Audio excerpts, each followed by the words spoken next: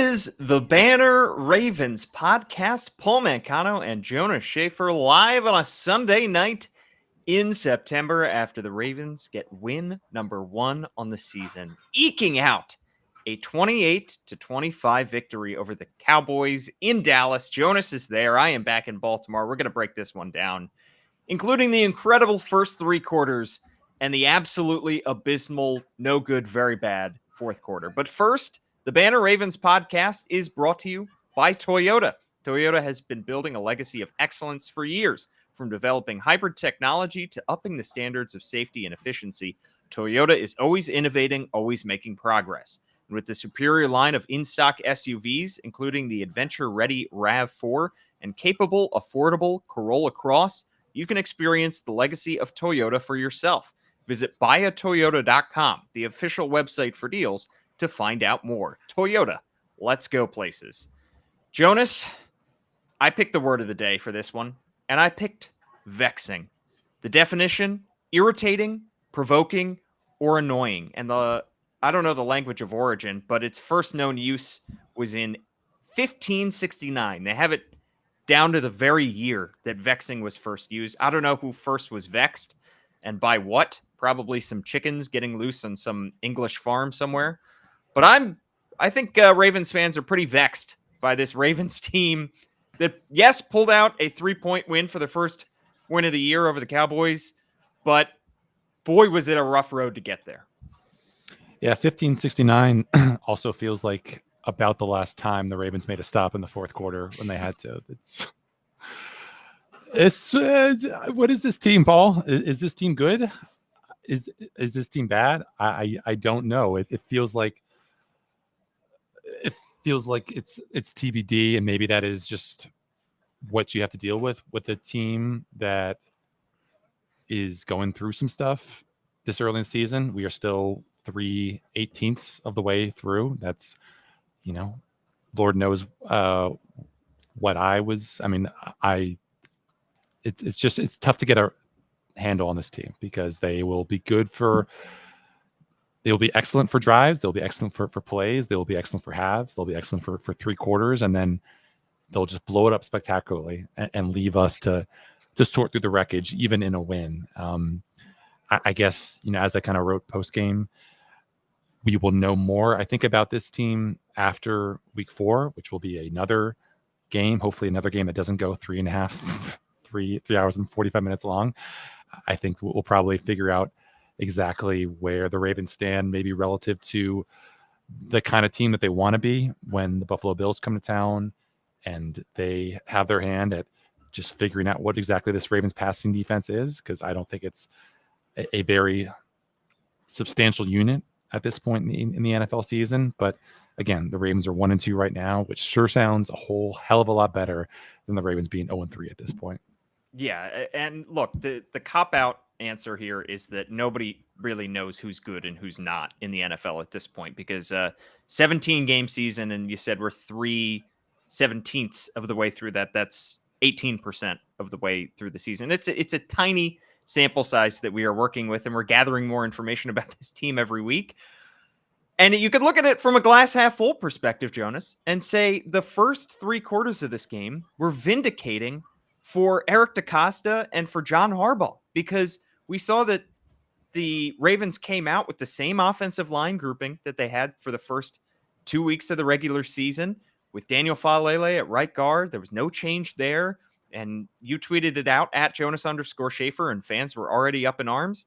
And yet it worked okay. It worked pretty darn good for the first 3 quarters. And EDC, the man who spent $16 million, not all guaranteed, on Derrick Henry in the offseason, instead of perhaps bolstering that offensive line or getting another pass-catching weapon, he must have felt vindicated. He must have been playing vindicated by Dashboard Confessional through the first half, because Derrick Henry absolutely ate in this game. 151 rushing yards, 2 rushing touchdowns with 23 receiving yards as well. But the glass half empty view of this is we're talking about another week where the Ravens all but tripped over themselves and vomited all over themselves in the fourth quarter. And yes, this one was a win, but it looked awfully ugly. And there were a couple plays here and there that if the Cowboys make, They're talking about being 2-1 and the Ravens not being 2-1 or 1-2, I should say.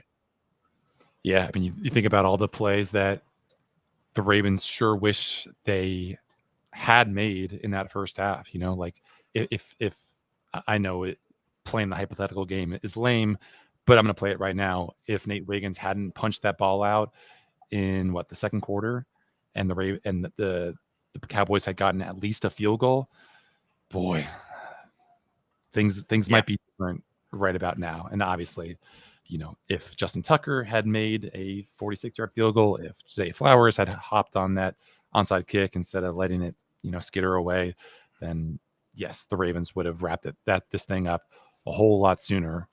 But they didn't. And so you can pick and choose whatever game, points in the game you want to for your narrative.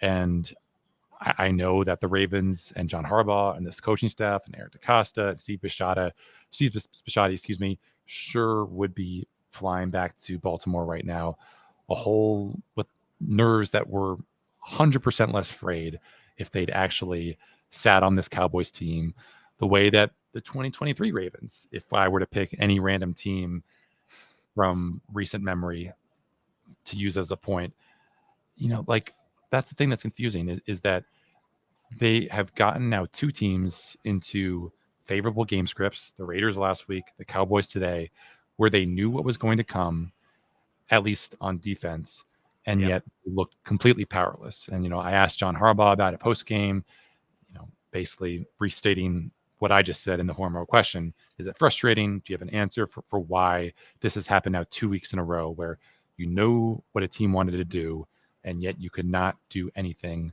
to stop it? And he said, we have to get those stops. We want to get those stops. So not much of a explanation, more of a reiteration of what his goals were. And you better get those things fixed because Josh Allen is a very good quarterback, and that Buffalo Bills offensive line is probably going to hold up even better than that Cowboys offensive line did today, which was exceptionally well against a pass rush that, again, looked like it just ran out of gas, ran out of answers, ran out of things that it knew what to do to get to Dak in that fourth quarter. And that's going to be a problem because it doesn't matter how good this Ravens run defense is if their pass defense cannot play for more than 3 quarters at a time. Let's start with the good when talking about this team. Let's go chronologically because it did start out very well. Similar to the Raiders game, at least a lot more points, though, scored in the first half by the Ravens this week. The offense looked like the offense that Eric DeCosta and John Harbaugh were dreaming of when they built this team. And when Todd Monken was putting and installing the offense over the summer, because they were terrific to start the game. They scored touchdowns on their first, 3 offensive possessions. They had a 21, or at least their 2 first offensive possessions. They had a 21-6 lead at halftime. They had a 28-6 lead at the start of the fourth quarter. And after Derrick Henry had just 5 rushing yards on 7 carries in the first half last week against the Raiders, he came out gangbusters. And to finish with 151 rushing yards, they nullified the offensive line issues. Lamar Jackson was making plays in script, out of script. He was doing everything that he needed to. He struck the balance between running too much in week 1, running not enough in week 2. He was in the sweet spot this week with 11 rushes, I believe, in this game and was getting them when he needed to.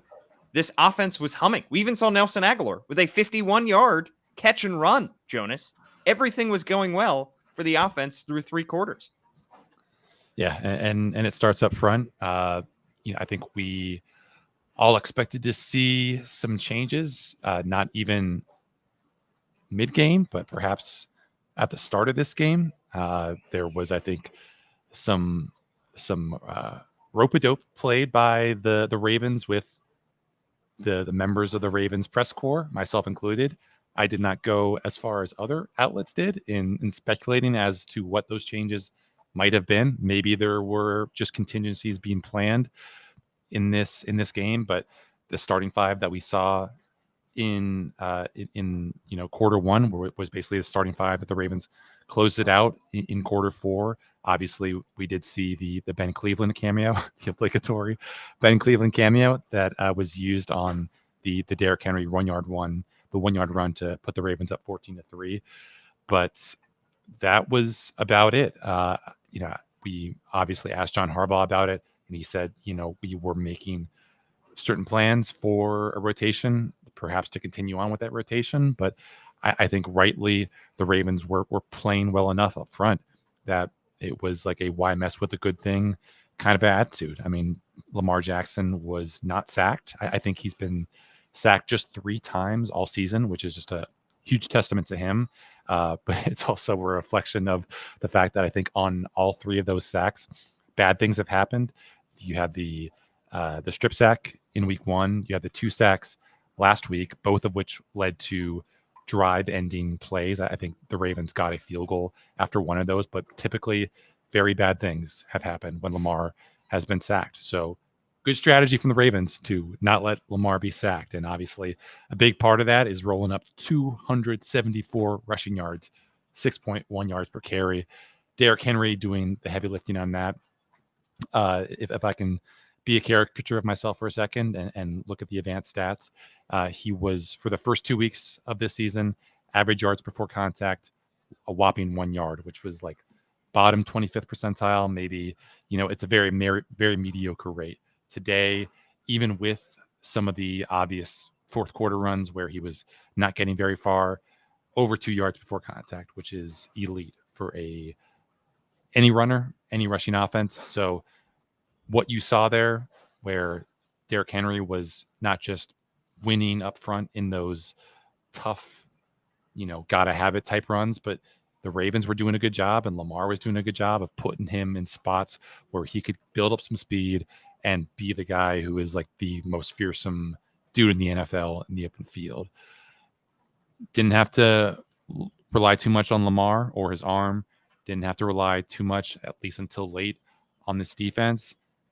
This was the kind of game script, the kind of offense, the kind of rushing offense that I think everyone foresaw, and maybe we're seeing this rushing offense finally evolve into.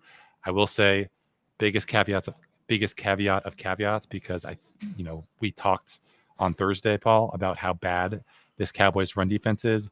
Probably should have acknowledged that. I think according to PFF, literally the worst run defense by PFF grade in the NFL. Coming into today, it's not going to be perhaps as easy in any future game as it was today, but you can't discredit the Ravens for what they did. If anytime you get close to 300 yards rushing, you had a good day, and certainly other past defenses will not be as competitive, as talented as the Cowboys, but the Ravens did what they had to, and they needed every bit of those 274 rushing yards, because if they end up with 264, maybe we're talking about, is this Ravens season already over? There was a lot of talk coming into this game about the Ravens' identity on offense. There was talk on this very podcast, on the Banner Ravens podcast, about the Ravens' identity. And we got into a semantics battle over what is the difference between an identity versus being multiple versus having all the weapons at your disposal, versus efficacy versus, does this team need an identity? Well, John Harbaugh dropped identity in the post-game press conference. He said 274 rushing yards, and to have Lamar take over the game the way that he did, that's our identity. That's our personality. So for all the talk that this team wants to have as many weapons as possible, and look, we have 2 pass-catching tight ends, and we still have a first-round wide receiver in Zay Flowers, and we still have so many ways that we can attack you. John Harbaugh let it slip. This team wants to control you on the ground, and they should. That is what you have to be when you have Derrick Henry. He can't just be a complimentary back. You have to run a significant portion of your offense through Derrick Henry. And when he is getting chunk gains in the first half, like he was today, that writes the game script writes itself at that point. That's how it's supposed to look. You build a good lead, you hop on his back, and you run it towards an easy victory. Wasn't quite as easy as it should have been. But there were moments where Derrick Henry was running the ball where it was like, this is the guy that tortured the Ravens for years. This is the guy that the Ravens have signed to $16 million. You saw flashes of it occasionally in the first 2 weeks, but to me, it was that third quarter run where he had the jump cut in the hole and he had the stiff arm of, is it Kalen Carson, that felt like his first official introduction to Baltimore. It felt like this is the king, has come here, and he is going to change this offense. And also give credit to Justice Hill, who just signed a $6 million extension because he looked like the perfect lightning to Derrick Henry's thunder in this as well. So they were running the ball so effectively in that first half that it made it so that the offensive line concerns were really nullified. And you need to take a bow, Jonas, because on the BaltimoreBanner.com and on our podcast, you suggested that the Ravens bring in a sixth offensive lineman for a run and have Ben Cleveland in there. And guess what they did? They listened to the Banner Ravens podcast. They subscribed to the Baltimore Banner $1 for 6 months. And John Harbaugh took your olive branch and said, let's go with the six offensive linemen. Let's get a touchdown out of it. I think at that point it wouldn't have mattered if John from Cincinnati, shout out an HBO show that I never saw, was in for Ben Cleveland on that play, because I think at that point the Ravens were scoring regardless of who was in. But it's nice to be seen every once in a while. But yeah, I mean, you have to do what the defense is uncomfortable with, and today that was running the dang ball over and over until the Cowboys said uncle. Maybe we thought that uncle was called a little bit prematurely, but it was interesting, to your point, of the Ravens establishing their identity, I guess, in a way, in that fourth quarter, in that final drive, because Derrick Henry touched the ball twice, and he went for 0 yards and he went for 1 yard. So I guess it is just a matter of like figuring out a way, finding a way, whatever means possible, by doesn't matter who touches the ball, doesn't matter what personnel is out there, as long as you can find a way to grind out a win in the way that the Ravens weren't able to on last Sunday's game against the Raiders. By the way, interesting to see the Raiders get blown the heck out today by the Carolina team Panthers, that we thought was the worst in the NFL, the Carolina Panthers.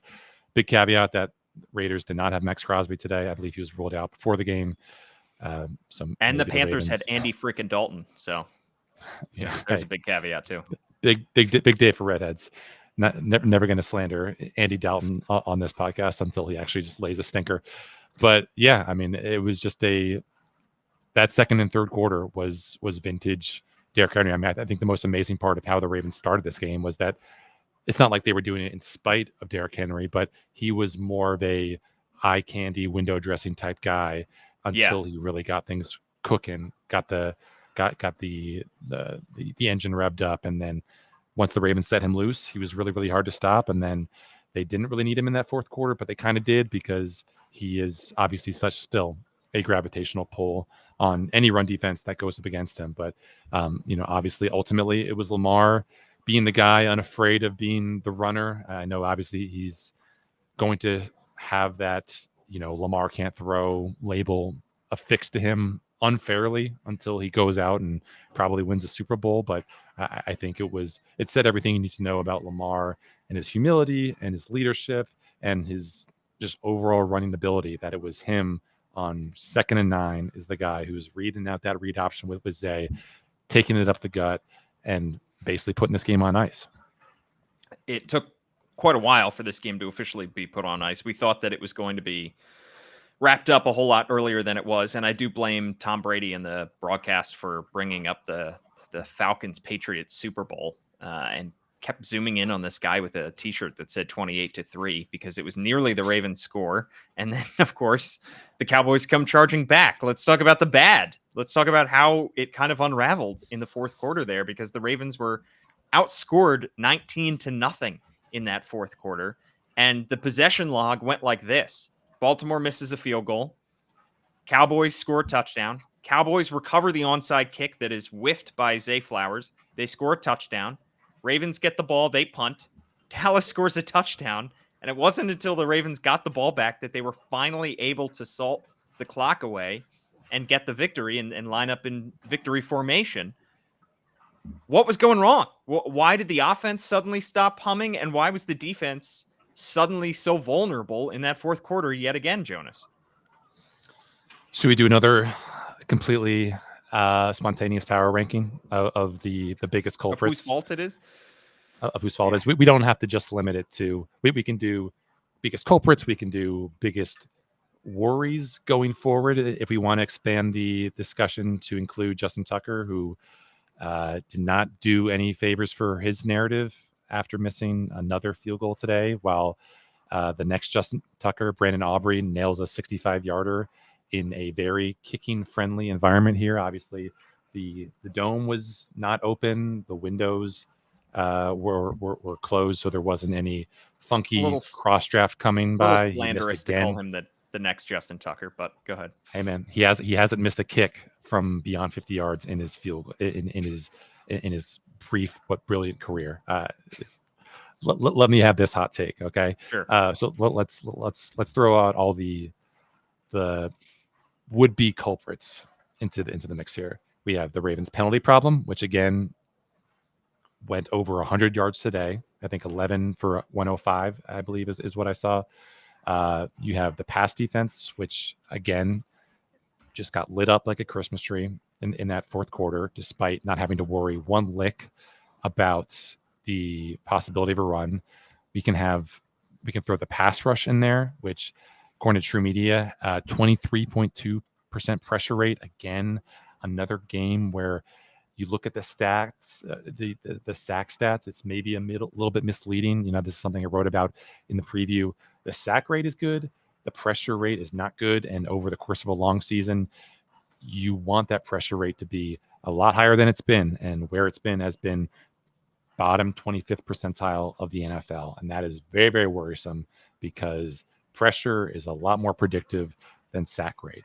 John Harbaugh, I guess just throwing him in there as the kind of overall avatar for the Ravens, maddening late game woes.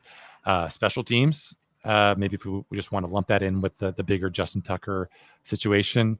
And then I guess just overall offensive conservativeness, you know, not a whole lot of fourth quarter drives to draw too big a sample from, obviously, but the fact that the Ravens had that ball after recovering the second onside kick and could do diddly with it, could not even get Justin Tucker into range, or the old, you know, this current Justin Tucker into range for a possible manageable or, you know, 55 yards and under field goal.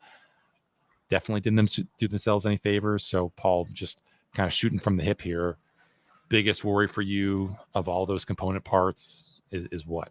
It's a myriad. I mean, the not so special teams is certainly a concern, and Justin Tucker has to be on that list. I've resisted it for the longest amount of time because the guy's track record should speak for itself. But at this point, you tweeted when he missed that field goal, you just didn't know what to say. I don't know what to say at this point. You hope that he gets right because he is such a weapon when he is right, and he just doesn't look like himself right now. I think we have to throw penalties into there with the caveat that there were again questionable calls in this game. The roughing the passer in the fourth quarter that I think they said that he was late there and that he was lifting his body. It was Dafe Owe on top of Dak Prescott. I mean, they went to Gene Steratore in the booth, who pretty much said, yeah, that's not a penalty. It didn't look like a penalty live. And it just seems like these penalties seem to be coming at the worst possible time for the Ravens. It's still a concern, whether it's luck or whether it's something that they're doing. And the fact that the Ravens, it's not like they need these long 10-minute drives to end the game in the fourth quarter. They just can't go 3 and out.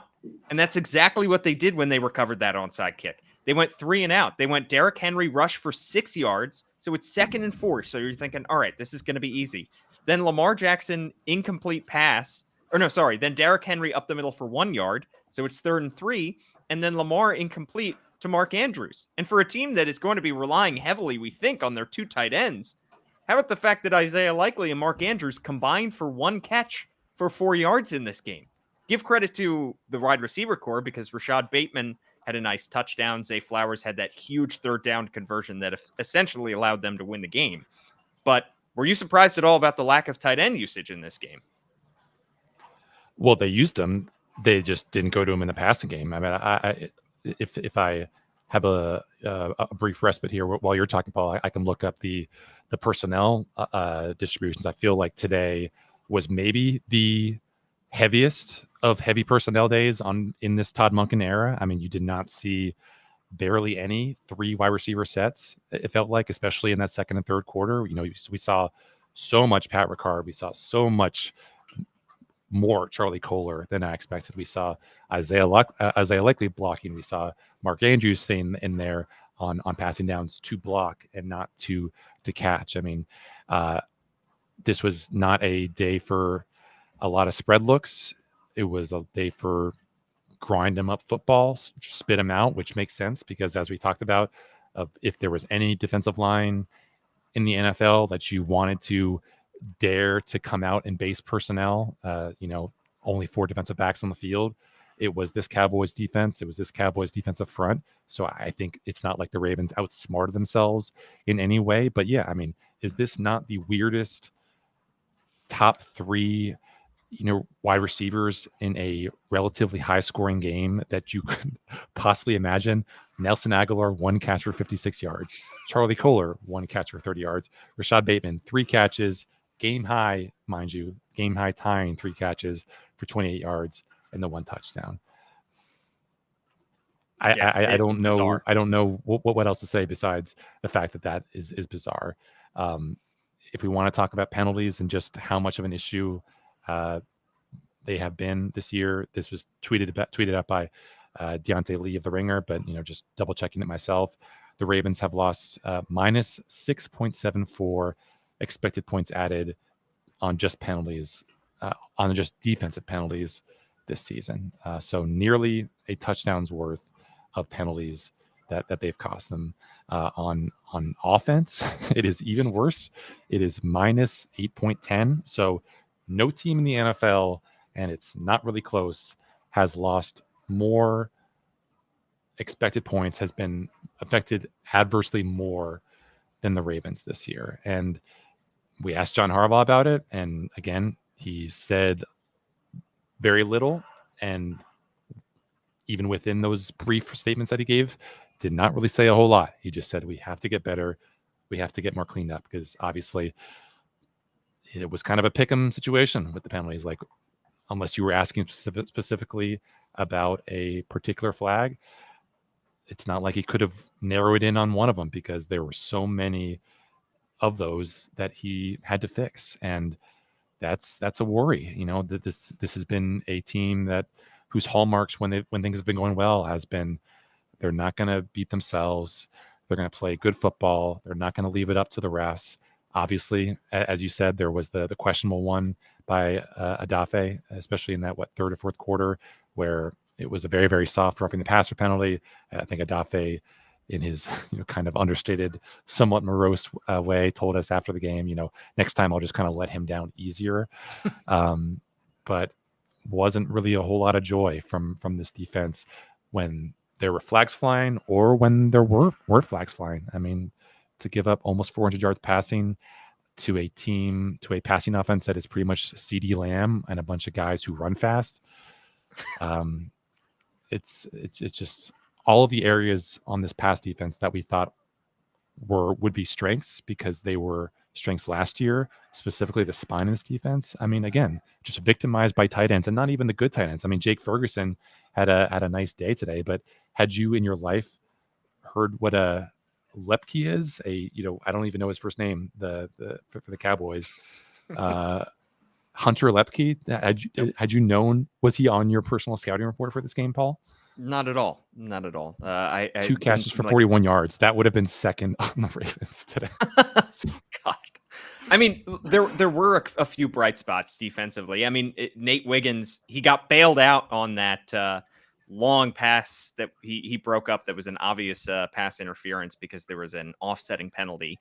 So got bailed out there. That would have been a massive penalty had the Cowboys been able to pick it up. But he also did have the forced fumble on one of the Cowboys' first drives. You also saw, I think, Kyle Hamilton played a good first 3 quarters. I don't know entirely about the fourth quarter. I have to go back and watch, but he made some splashy plays, some big hits in at least the first half of this game. He was looking like himself. And Kyle Van Noy with 2 more sacks. So that's 2 sacks last week, 2 more this week. The Ravens re-signed him this offseason, thinking that he could at least raise the floor of this pass rush, and he's done just that. At 33 years old, he's still producing. I had my concerns that he was going to be kind of a late career flash in the pan, but he's looked very good despite the broken orbital bone. So did I. If I could push back on Wiggins, it seemed like the Ravens maybe just thought that at a certain point in that second half he was kind of unplayable, because you saw a lot more Darius Washington in the slot there than you did Nate Wiggins. Really not landing, his jam effectively at the line of scrimmage when he was playing in press coverage, and got caught flat-footed a couple times in that first and second half. I thought Marlon was fine. I mean, for Wiggins, but you just want flashes this early. They went after him. Marcus Williams, again, another not great game. I think he was victimized once on a route by Jake Ferguson, where Marcus was reading the leverage and thought that he would bend his route outside, but he bent it back inside, and it was a nice little catch and run. Eddie Jackson, not a great game. Kyle Hamilton, around the ball, Jackson but had that not a whole lot of. Brandon Stevens, not great. Darius Washington had some nice flashes, but then gave up the late touchdown because he just couldn't hang on in pass coverage long enough. And again, I think probably the I don't want to say the biggest issue, but the biggest surprise in a bad way in this defense has been Roquan Smith. How many times today did it seem like he didn't get the depth that he needed to over the middle, and Dak just floated a nice little pass behind him.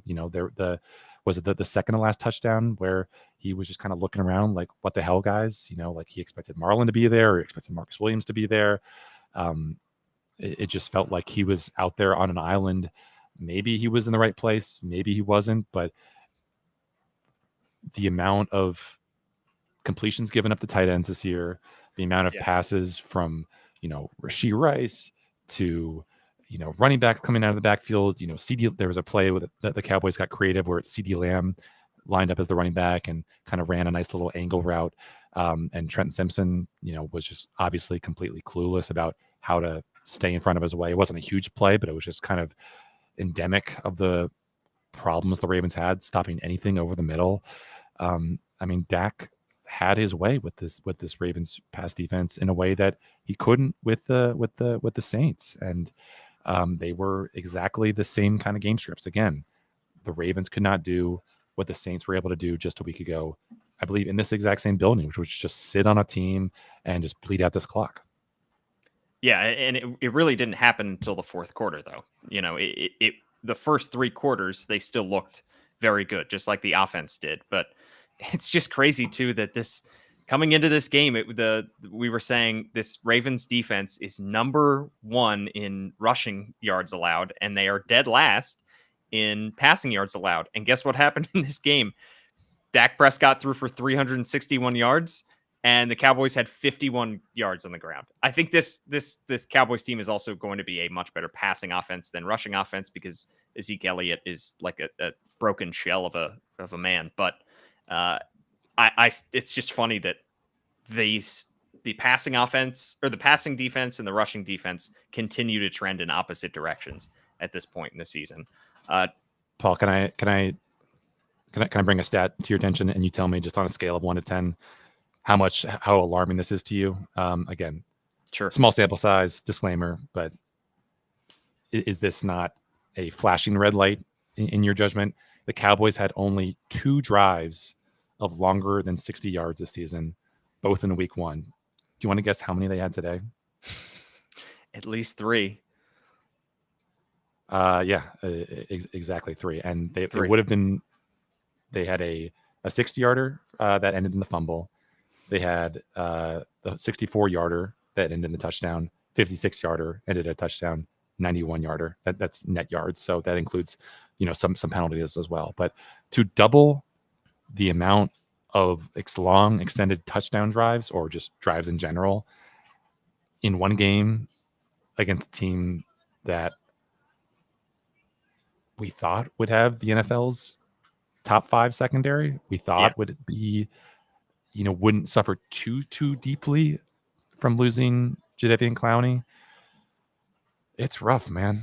It's rough. And here comes Josh Allen and a more than capable offensive line, a really, really good offensive line, in fact, and a more than capable receiving core that if they let, give him 3 seconds on every drop back, he's going to go for 350 himself.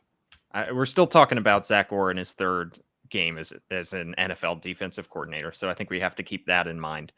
Can I bring a stat to your attention, Jonas, as well? Sure. I was off by just 1 point on both the Ravens score and the Cowboys score in my game prediction. I predicted 27-24, a Ravens win, and it was 28-25. So after I got the score exactly right in week 1, I predicted the Ravens would score 23 points in week 2. Seems like I'm just racking up the W's over here, Jonas, with my predictions. But that's not as important as the game itself. Do you want to tell the good people who you picked to win the AFC North? Nope. The Cleveland Browns, who lost to the Giants. I mean, if you take a step back also from this game, we won't see the Bengals until tomorrow night, but they are still 0-2. Cleveland Browns lost to the Giants today. The Pittsburgh Steelers are 3-0 miraculously. This Mike Tomlin just keeps on doing it. That's just all I can say about that. But this Ravens team, despite being 1-2, is still situated okay. I mean, they're 1-2 through their first 3. They have 2 tough games against the Bills and the Bengals in the next 2 weeks. That look, you got to win at least one of those games. But to get a win is still. I know it in a lot of ways. It felt like a loss, but beggars can't be choosers at this point. A win is a win. You take it. You move on. Yeah, and let's not end this on a pessimistic note. Let's show some love for the overlooked Ravens who their teammates were eager to give them some shine. No one shouted out Jordan Stout, but I thought he had a really nice game. I'm sure he would have traded one of those boomers today for the shank that he delivered at the end of that Raiders game. But say la vie, you live and you learn. Daniel Faalele, obviously not a perfect game for him in terms of how well he was able to handle the athletic freak show that is Micah Parsons. But again, going back to the fact that the Ravens were able to run all over this Cowboys defense and Lamar was not sacked, I think you definitely take that 7 days of the week. I thought just the perimeter blocking in general, as an extension of this offensive line, really, really good. Mark Andrews did his job when he was blocking cornerbacks. Isaiah Likely did his job when he was on the perimeter in space. Pat Ricard thought he broke his nose on the Derrick Henry stiff arm touchdown in that third quarter, but he thinks it was just a deep cut. But he told us he's going to go to the doctor just in case, which is just a lesson to all you kids out there. Better be safe than sorry. If you get a serious injury or even a minor injury, should probably get that checked out. You don't want to let something like that fester. I thought Lamar, again, weird stat line for him, 12 completions, 15 attempts, 182 yards, but he was in control. There was the one delay of game penalty, but I think that was probably as much as his communication with the offensive line and them, getting stuff sorted out as on Lamar. He made that clutch throw to Zay, flat-footed, somehow was able to just wing that out there, put it where he had to. If he had missed that, or if he'd overshot it, then we're probably talking about a Cowboys win at this point, assuming they followed the same script as the Raiders. And again, just shout outs to the run defense. This is, I think, a better run blocking unit than it is a unit full of capable ball carriers. They have graded out well as run blockers on PFF, on ESPN. I thought that today might be a day of kind of positive regression for them, but the Ravens said, no, you got good push up front, great edge setters, not really anything to speak of. And that's all about the flowers they have to give, because I'm still just kind of shaking my head, especially as I see the Atlanta Falcons holding the Kansas City Chiefs to 10 points midway through or toward the end of that second quarter. The same Chiefs offense that could not do much of anything against the Bengals last week, but were able to throw all over the Ravens in week 1. See, that's the thing is, again, to bring it full circle, we don't know who's good. We don't know who's bad. I think that the Chiefs are good. but I think we still have a lot to learn about all these teams, and we will learn more about the Ravens next week on Sunday Night Football when they take on the Buffalo Bills. But we'll have a podcast in between now and then, coming to you likely Thursday on the Banner Ravens podcast. Anywhere that you get your podcasts, you can listen to the Banner Ravens podcast. Spotify, SoundCloud, Apple Podcasts, all that good stuff. Watch live on Facebook, YouTube, and Twitter. It's been a long day, Jonas. I was at Oriole Park at Camden Yards earlier, hoping the Orioles would clinch and I'd be covered in champagne by now, but wasn't to be. I'm not bitter at all.